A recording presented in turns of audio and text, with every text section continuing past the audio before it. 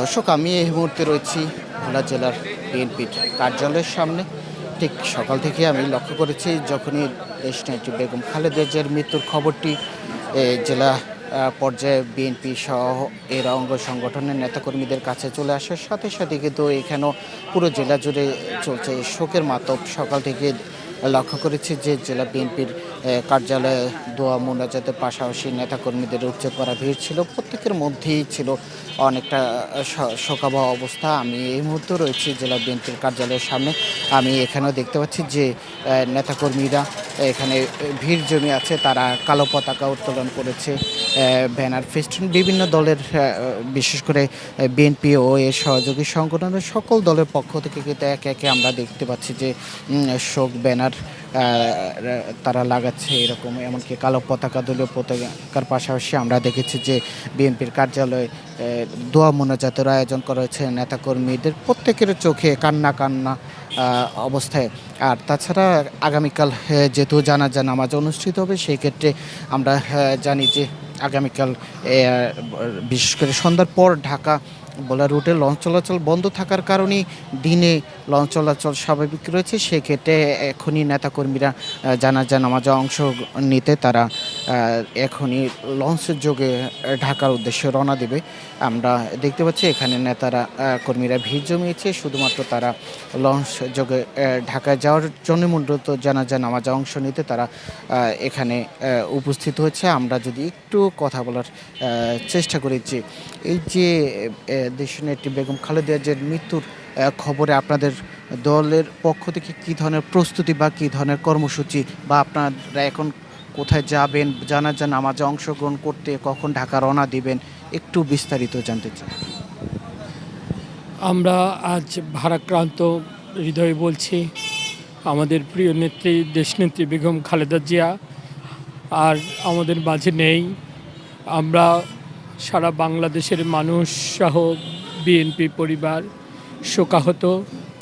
আমাদের ইতিমধ্যেই আমাদের ভোলা 1 আসনের বিএনপির মনোনীত ধানের শীষের প্রার্থী তিনি সকালবেলায় খবর পেয়ে চলে গিয়েছেন ঢাকার উদ্দেশ্যে, এবং আগামীকাল জোহর বাদ যে জানাজা হবে সেই জানাজায় আমাদের ভোলা থেকে যোগ দেওয়ার জন্য আমরা আজকে এই বিএনপি অফিসে একত্রিত হয়েছি। তার জন্য আমরা নির্ধারণ করেছি যে আজকে রাত্রেই আমরা রওনা করব, এবং আজকে এখানে বিএনপি অফিসে কোরআনখানি, কোরআন খতম এবং দোয়া মুনাজাত অনুষ্ঠিত হয়েছে। এবং আমরা 7 দিনের কর্মসূচি বিএনপি নিয়েছে। এই 7 দিনের কর্মসূচি ভিতরে শোক বই স্বাক্ষর এবং প্রতিদিনই কোরআনখানির ব্যবস্থা করা হবে, এবং প্রত্যেক দিনই দল মত নির্বিশেষে এখানে দোয়ার আয়োজন করা হবে। জাতীয় পতাকা, জাতীয় শোক ঘোষণা করা হয়েছে, জাতীয় পতাকা অর্ধনমিত করা হয়েছে, দলীয় পতাকা অর্ধনমিত করা হয়েছে, কালো পতাকা উত্তোলন করা হয়েছে, কালো পেজ ধারণ করা হয়েছে। আসলে আমরা আমাদের এই প্রিয় নেত্রীকে হারিয়ে আমরা আজ শোকাহত। এই অপূরণীয় ক্ষতি, বাংলাদেশের অপূরণীয় ক্ষতি কিভাবে মিটবে? এই গণতন্ত্রের মানুষ কন্যা আমাদের মা আমাদের মাঝে নেই, এটাই আমরা কল্পনা করতে পারছি না। আমরা ছাত্র জীবন থেকে সব সময় আমরা একটি স্লোগান দিতাম, খালেদা জিয়া জিন্দাবাদ, দেশ নেত্রী জিন্দাবাদ। আমাদের নেত্রী আর নেই। আমরা আর এটির ব্যাপারে আপনাদের আর কি বলবো। আমরা দোয়া করি মহান আল্লাহ রাব্বুল আলামিনের কাছে, তিনি যেন এই দেশ নেত্রী বেগম খালেদা জিয়াকে জান্নাতের সর্বোচ্চ মাকাম জান্নাতুল ফেরদাউস নসিব করেন। আমিন। নতুন এবং ফিরে আসা গ্রাহকদের জন্য নগদে চলছে ক্যাশব্যাক সহ প্রতিদিন হাজারো উপহার জেতার সুযোগ। হবে আশা আর ফেরা, সারপ্রাইজ সেরা।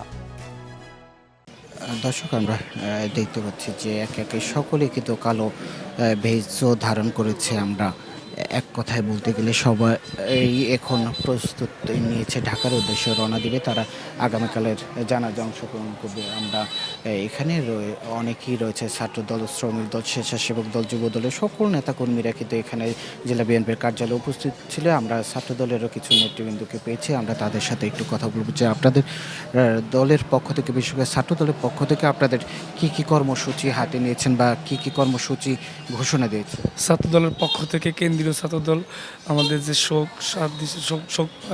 শোকের ব্যবস্থা করেছে, ফ্রেশ দিয়েছে এবং আমরা ভোলা জেলা ছাত্রদলের পক্ষ থেকেও আমরা 7 দিনের জন্য এই যে আমাদের ভোলা জেলা ছাত্রদল অফিসে কোরআন খতম ব্যবস্থা করেছি এবং আজকে আমরা ছাত্রদলের সকল নেতাকর্মী মিলে ঢাকায় জানাজায় অংশগ্রহণ করার জন্য আজকে আমরা একটু পরই রওনা দেব এবং কালকে জানাজায় অংশগ্রহণ করব। আমি এইটুকুই বলবো যে আমরা জিয়াউর রহমানকে দেখিনি, দেশনেত্রী বেগম খালেদা জিয়াকে দেখেছি, তাকে দেখি গত 15-16 বছর আমরা ছাত্রদল করি। আজ সে হারিয়ে গিয়েছে। দেশবাসীর কাছে এইটুকুই আবদার, দেশনেত্রী বেগম খালেদা জিয়ার জন্য দোয়া করবেন, আমাদের মা মাটি মানুষের জন্য দোয়া করবেন। তিনি দেশের জন্য, এই দেশকে ছেড়ে, এই দেশের মানুষকে ছেড়ে কখনো কোথাও যায়নি, আমাদেরকে ছেড়ে কখনো কোথাও যায়নি। শত কষ্ট, শত জেল জুলুম অসুস্থতার মাঝেও তিনি বলেছেন যে এই দেশ আমার, এই জাতি আমার, এই দেশের মানুষ আমার, এই দেশের মাটি আমার। তিনি কখনো যায়নি।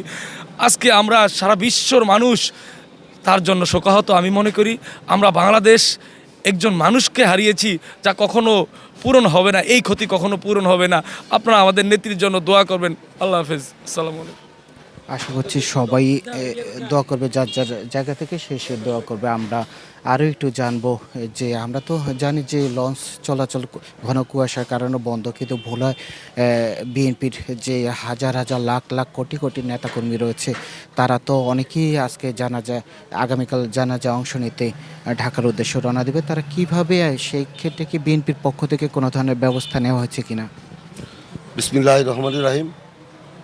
স্বাধীনতার ঘোষক, বহুদলীয় গণতন্ত্রের প্রবক্তা, মরহুম প্রেসিডেন্ট জিয়াউর রহমানের সহধর্মিণী, বাংলাদেশের তিনবারের প্রধানমন্ত্রী বেগম খালেদা জিয়া আজকে আমাদের মাঝে নেই। আমরা অত্যাধিক শোকাহত, সারা বাংলাদেশ শোকাহত, বাঙালি জাতি শোকাহত।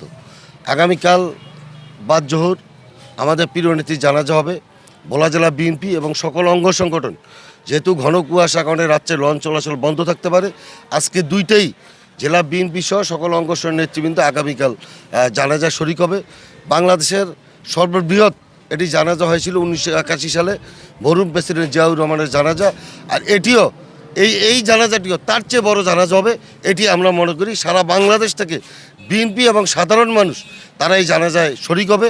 আমরা আপনাদের মাধ্যমে সারা বিশ্ববাসী এবং সমস্ত জাতির কাছে আমরা আমাদের প্রিয় নেত্রীর জন্য দোয়া চাই। মহান আল্লাহ যেন তাকে জান্নাতের মেহমান হিসেবে কবুল করুন, আমিন। দর্শক, একে আমরা শুনছিলাম যে বিএনপির নেতাকর্মীদের কথা এবং আমরা চেষ্টা করেছি যে তাদের বক্তব্য, সকলের বক্তব্যগুলো আপনাদের সামনে তুলে ধরার জন্য। হয়তো কিছুক্ষণের মধ্যে তারা লঞ্চ যোগে ঢাকার উদ্দেশ্যে রওনা দেবেন, কেননা ঘন কুয়াশার কারণে রাতের লঞ্চ চলাচল বন্ধ থাকার কারণে কিন্তু তারা 2-3টার যে কটি লঞ্চ রয়েছে দিনে, সে কটি লঞ্চে কিছুক্ষণের মধ্যে ঢাকার উদ্দেশ্যে রওনা দেবে আগামীকালের জানাজায় অংশ নেওয়ার জন্য।